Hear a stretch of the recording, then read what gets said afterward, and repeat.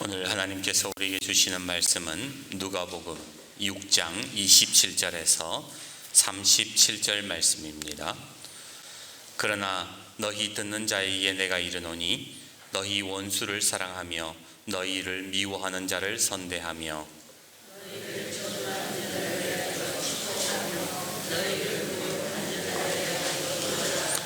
너희의 이 뺨을 치는 자에게 저 뺨도 돌려대며 네 겉옷을 빼앗는 자에게 속옷도 거절하지 말라.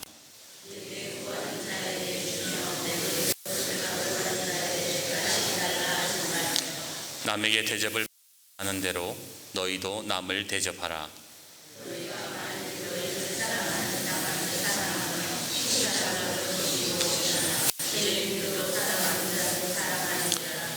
너희가 만일 선대하는 자만을 선대하면 칭찬받을 것이 무엇이냐? 죄인들도 이렇게 하느니라.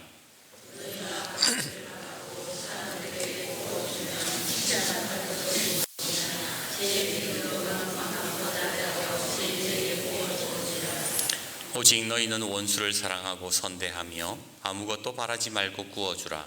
그리하면 너희 상이 클 것이요 또 지극히 높으신 이의 아들이 되리니 그는 은혜를 모르는 자와 악한 자에게도 인자하시니라.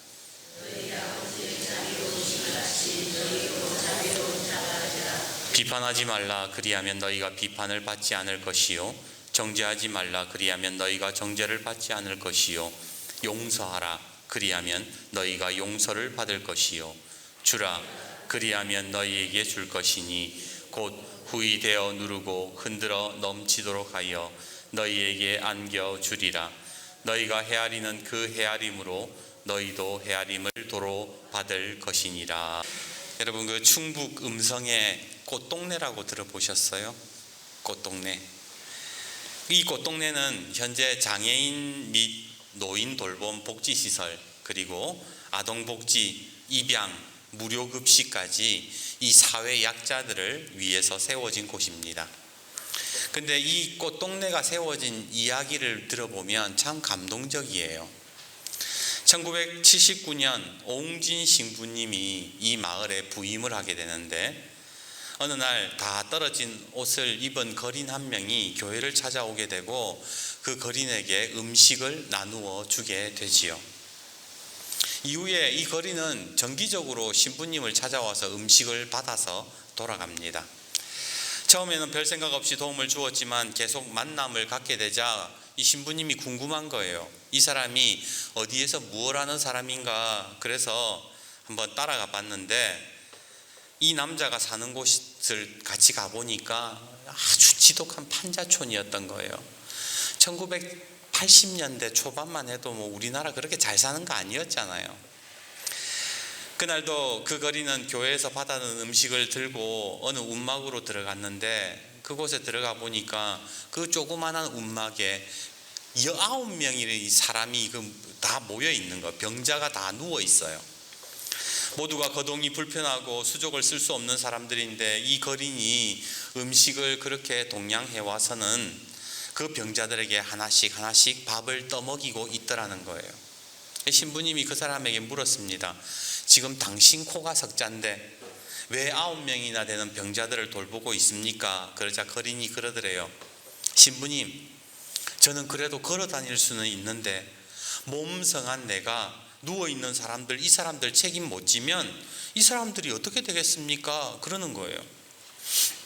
그 한마디에 신부님이 양심의 가책을 느끼게 됩니다. 그래도 내가 명색이 신부고 하나님의 종인데 내가 이 사람보다 뭐가 더 나은가? 나는 이웃에 대해서 얼마나 책임을 지고 있는가? 막 이런 생각이 막 들면서 너무 마음이 안 좋은 거예요. 여러분, 오늘 주보 앞에 보시면 이 신부님과 그 거린이었던 분의 사진이 있습니다. 이 거린이 왼쪽에 바로 최기동 할아버지죠. 최기동 씨. 이분이 이제 그 병자들을 먹였던 거예요. 근데 이 기동 할아버지의 이야기도 또 있습니다. 이 기동 씨는 어릴 때에 부유한 집에서 태어났는데 일제강점기 시절 징용으로 끌려갔다가 집에 돌아와 보니까 집이 완전히 풍비박산이 나 있어요. 완전히 다 내려앉은 거예요. 집도 없어요.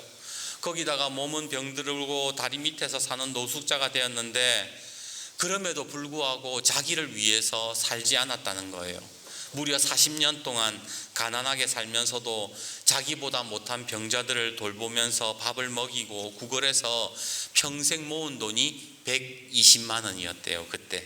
그리고 그 120만 원을 신부님한테 주면서 이런 유언을 남깁니다. 길에서 죽어가는 사람들에게 집을 지어 주십시오. 그렇게 해서 생겨난 것이 바로 꽃동네였던 겁니다.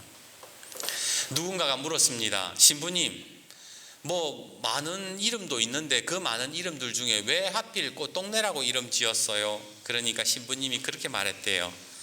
한 사람도 버림받지 않고 꽃을 피우기 바랍니다. 그래서 꽃동네라 지었다는 거예요. 오늘 우리 광덕교회도 한 사람도 버림받지 않고 꽃을 피우는 아름다운 은혜가 있기를 주님의 이름으로 축복합니다. 그래서 우리 서로 사랑하고 나아가서는 우리 마을 주민들까지도 품을 수 있는 그런 아름다운 꽃동네, 아름다운 광덕교회가 되기를 다시 한 번 더 주님의 이름으로 축복합니다. 우리 옆에 분과 인사합시다. 믿음의 꽃을 피우십시오. 한 번 더 인사합시다. 섬김의 꽃이 피기를 바랍니다. 자, 우리는 신앙생활하면서 섬겨야 된다, 이웃을 사랑해야 된다, 그런 설교 많이 들었을 거예요. 근데 우리가 어떻게 해야 그 꽃을 피우고 우리 교회를 꽃동네로 만들 수 있을까? 오늘 주님은 27절과 28절에 이렇게 말씀하십니다. 같이 한번 읽어봅시다. 27절과 28절입니다. 시작. 그러나 너희 듣는 자에게 내가 이르노니 너희 원수를 사랑하며 너희를 미워하는 자를 선대하며 너희를 저주하는 자를 위하여 축복하며 너희를 모욕하는 자를 위하여 기도하라. 솔직히 여러분 여쭤볼게요. 가능합니까? 여러분 욕하고 뒤에서 막 험담하고 뒤에서 막 까는데 그 사람을 축복하고 기도할 수 있습니까? 얼마 전 우리 옆에 마을 목사님을 만났는데 교회 이야기를 해드릴 수가 없어요. 좀 안 좋은 이야기라서. 목사님이 저한테 그러는 거예요. 우리 교회는요, 여름만 되면 에어컨 때문에 전쟁입니다. 젊은 사람들은 덥다고 난리, 나이 든 성도들은 춥다고 난리, 어른들은 에어컨 제발 좀 꺼라, 젊은 사람들은 그럴 거면 제발 옷 좀 입으셔라. 예배 시간 에어컨 껐다 켰다 하다가 결국 고성이 오갔다는 거예요. 가만히 생각해 보면 별거 아닙니다. 에어컨 바람 싫으면 자리 옮기면 되고, 어른들이 춥다고 하면 에어컨 끄고 좀 참을 수도 있는 거잖아요. 그런데 그것을 못 참고 주일에 성도끼리 고성이 오갔다는 이야기를 들으니까 옛날에 제가 한번 언급은 했지만 그 구상 시인의 신도행록이라는 시가 생각이 나더라고요. 제가 시 이거를 한번 읽어드릴게요. 옛날이나 지금이나 다를 게 없다니까요. 이게 시예요. 잘 들어보세요. 올여름 무더위가 한창인 어느 주일이었어요. 그 성당에는 대형 선풍기가 한 대 신도석을 향해 마련되었는데 그것이 한창 돌다 회전바퀴 고장으로 통로에다 헛바람만 보내게 되었지요. 그러자 왼편 좌석에 중년 부인 하나가 미사보를 오므리며 나가더니 그 선풍기 목을 제자리 쪽으로 돌려놓고 들어왔습니다. 얼마 안가 바른편 좌석의 젊은 사내가 험한 인상을 쓰며 나가더니 그 선풍기 목을 제자리 쪽으로 돌려놓고 들어왔습니다. 이렇게 양편에서 번갈아가며 나서기를 3번, 이번엔 회장인 듯 싶은 영감님이 나가 이리저리 돌려보다 망설이더니 그만 선풍기를 끄고 돌아왔습니다. 예수님, 우리는 당신 제단 앞에서도 아직 이 꼬라지랍니다. 교회 안에서 서로 덥다고 서로 자기 쪽으로 선풍기를 이리 돌리고 저리 돌리고 하다 보니까 그거를 보다 못한 성당이니까 우리로 치면 장로님이지요. 장로님이 선풍기를 끄고는 기도를 이렇게 했다는 거예요. 예수님, 우리는 아직 예수님의 제단 앞에서도 아직 이 꼬라지로 살고 있습니다. 그랬다는 거예요. 솔직히요, 선풍기 바람도 양보 못하는 우리들인데 나를 미워하고 나를 저주하고 나를 싫어하는 사람, 그 사람한테 잘 대해주고 그 사람 축복하고 그 사람 위해 기도할 수 있습니까? 선풍기 바람도 내가 양보 못하는데. 여러분은 어떻게 생각하세요? 정말 예수님 말씀대로 원수도 사랑할 수 있다고 보세요? 예수님이요, 제자들에게만 이 말씀을 하신 게 아니에요. 야, 이거는 제자들 너희들이 하는 거야, 이렇게 하신 게 아니라 모든 사람 앞에 이 말씀을 하셨다라는 겁니다. 마태복음 5장의 산상수훈, 산에서 예수님이 가난하고 병든 자들에게 지금 이 말씀을 하셨다라는 겁니다. 가능할까요? 언젠가 책에서 이런 글을 보았습니다. 한 학생이 이렇게 말합니다. 선생님, 아무리 공부해도 실력이 늘지가 않습니다. 이제 포기할랍니다. 선생님이 묻습니다. 너 최선을 다했어? 예, 저 정말 최선 다했습니다. 그런데 아무리 최선을 다해도 안 돼요. 그러자 선생님이 이렇게 말했대요. 아니야, 너는 최선을 다한 게 아니야. 최선을 다하는 것은 말이다, 그만두지 않는 거란다. 최선을 다하는 것은 그만두지 않는 거래요. 오늘 우리는 최선을 다했다라고 하나님 앞에 그렇게 기도할 때가 있습니다. 하나님 말씀 앞에서 우리가 스스로 한계를 정할 때가 있잖아요. 하나님, 내가 저 사람 진짜 잘해주려고 했거든요. 근데 그 인간이 글러먹었어요. 저 안 됩니다. 최선을 다해봤지만 안 되더라고요. 내가 기도해봤는데 안 되더라고. 그건 사람의 영역이 아니야. 예수님이나 할 수 있는 일이지. 우리는 스스로 한계를 정하고 최선을 다했다라고 그렇게 말은 하지만 그게 아니라는 거예요. 최선을 다하는 것은 그만두지 않는 거예요. 성경을 보십시오. 하나님이 이스라엘 백성에게 어떻게 최선을 다했는지가 성경에 나옵니다. 여러분, 구약 성경을 보면 이스라엘 백성들이 얼마나 구제불능입니까? 기껏 출애굽 시켜놨더니 뭐 고기 내놔라, 물 내놔라, 애굽으로 다시 돌아가고 싶다, 불평 불만 터뜨리잖아요. 그렇게 억지로 이끌고 약속의 땅으로 보냈더니 안 된다, 못한다, 못 살겠다. 그리고 하나님 원망하고 자기들끼리 또 싸웁니다. 우여곡절 끝에 가나안에 정착하고 난 이후에는 아예 하나님을 버리고 자기 소견에 옳은 대로 행하지 않습니까? 그게 사사기잖아요. 그러더니 이제는 사사기 시대가 지나고 하나님 필요 없다, 왕 달라. 그래서 왕을 세워줬더니 그 왕을 통해서 하나님을 버리고 우상 숭배하고 온갖 악행을 저지르지 않습니까? 하나님 보시기에 이것들이 원수 같은 짓만 했다라는 거예요. 성경이 그렇게 말씀하고 있는 겁니다. 하지만 그런 이스라엘을 보면서도 하나님은 내가 최선을 다했지만 아무리 노력해도 이스라엘은 안 된다, 하나님이 그렇게 포기하신 적이 한 번도 없더라는 거예요. 하나님의 최선은 포기하지 않는 거라는 거예요. 하나님의 최선은 그만두지 않더라는 거예요.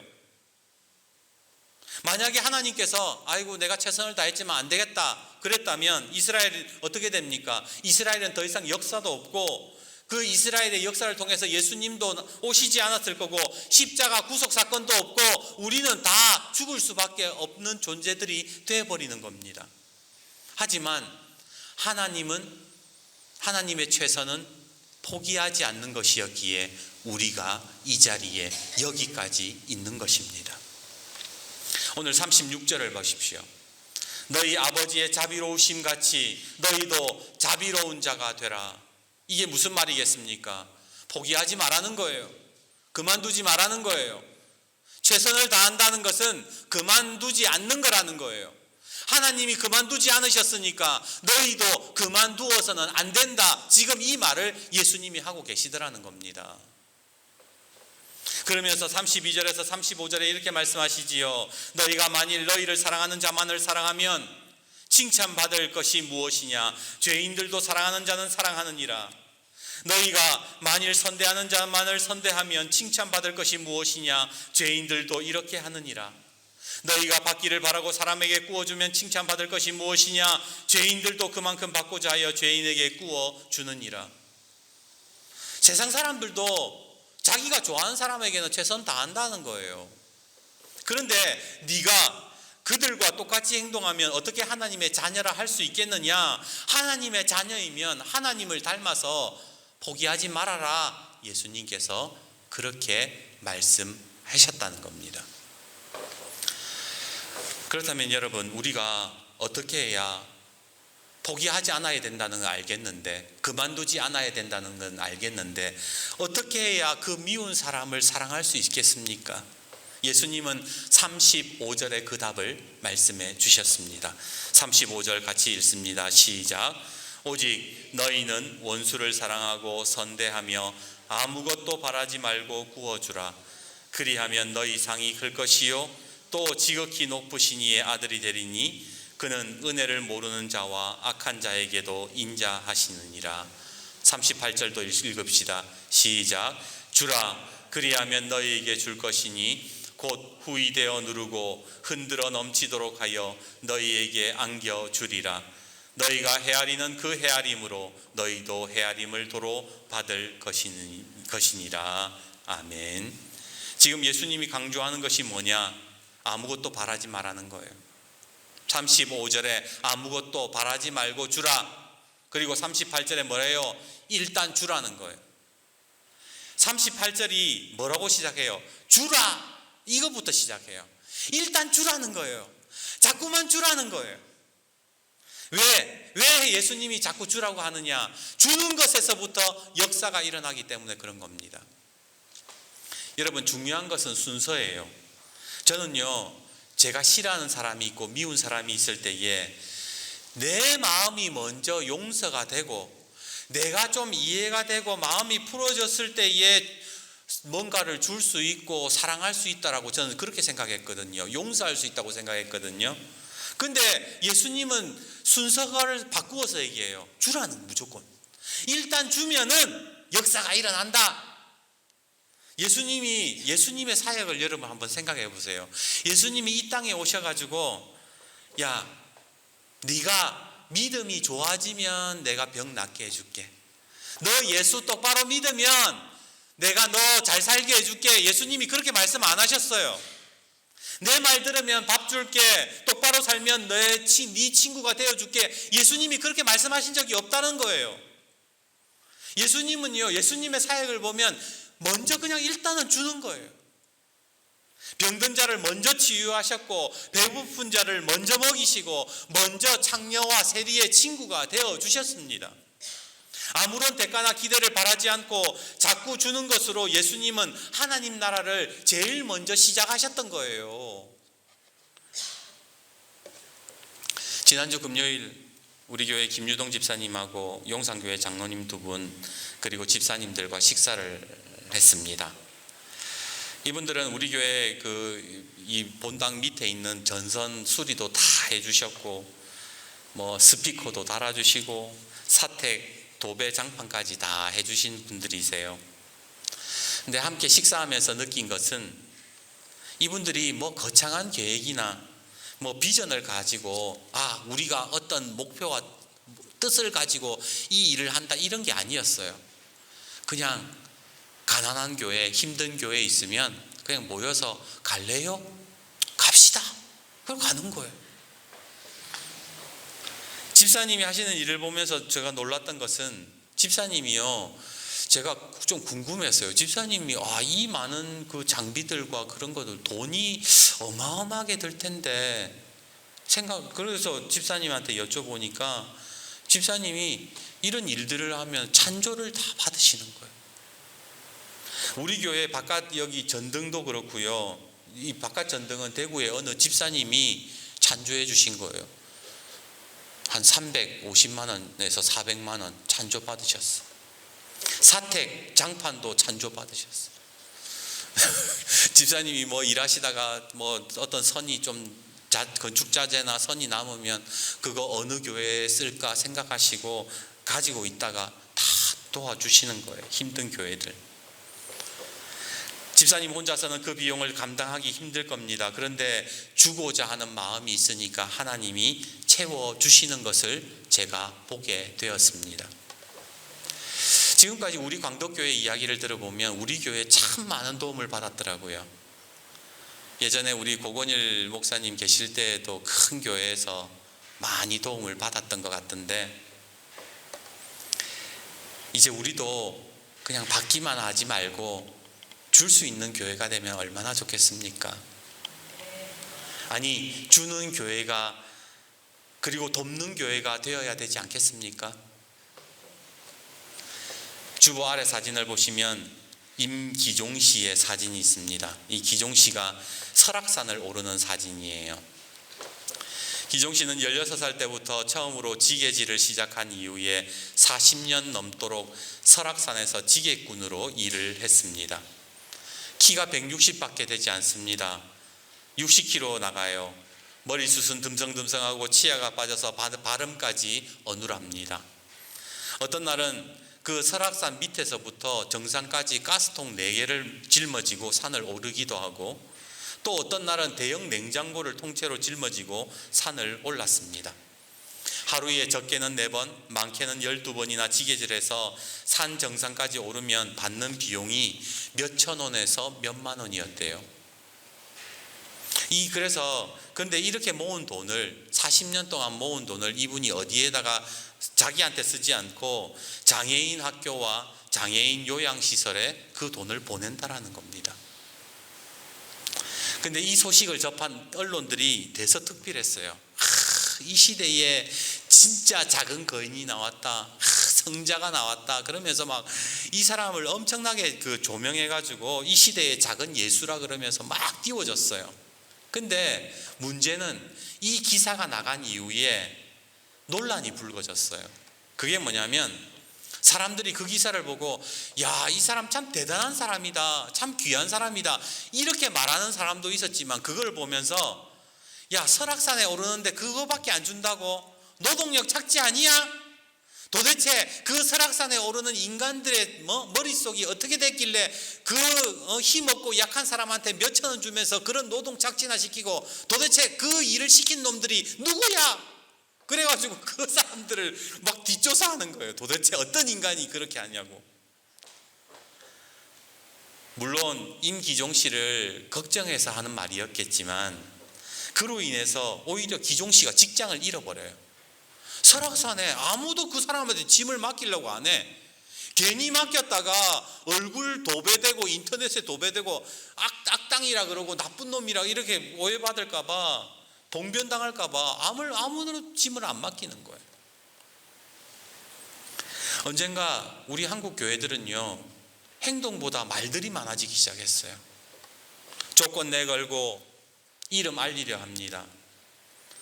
여러분도 아시겠지만 어떤 교회는 알박기 해가지고 엄청난 돈을 요구하면서 농성하고 데모하잖아요. 마태복음 7장에 예수님은 열매로 나무를 알 수 있다고 하셨습니다.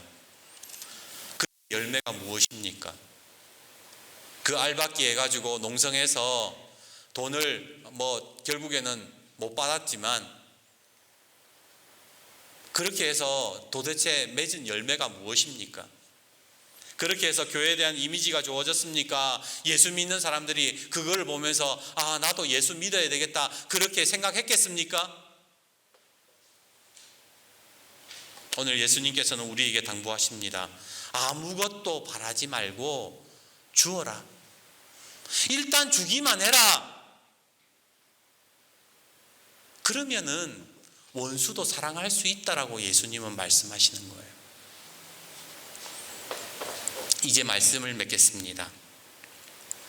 마태복음 10장을 보면 예수님께서는 12제자들을 부르시고 세상으로 보내시면서 그 제자들에게 이렇게 말씀하십니다. 마태복음 10장 8절, 병든 자를 고치며 죽은 자를 살리며 나병 환자를 깨끗하게 하며 귀신을 쫓아내되 너희가 거저 받았으니 거저 주라. 그냥 주라는 거예요. 네가 거저 받았으니까 거저 줘라. 예수님께서 그렇게 말씀하십니다. 내가 가진 게 없어도, 좀 힘들어도, 귀찮아도 자꾸만 한번 줘보십시오. 하나님의 역사가 일어나는 겁니다. 내가 그 사람이 좀 밉지만, 그 사람 얼굴도 보기 싫지만 챙겨주고 관심 주고 위로해주고 사랑해주고 먹을 것도 주고 뭔가를 자꾸 주다 보면 거기에서 역사가 일어나더라는 거예요. 예수님은 우리에게 원수를 사랑하라 라고 말씀하셔놓고 나머지는 네가 알아서 해라 그렇게 말씀하시지 않으세요. 원수를 사랑해라 하셨고 그 사랑하는 방법도 우리에게 알려주셨어요.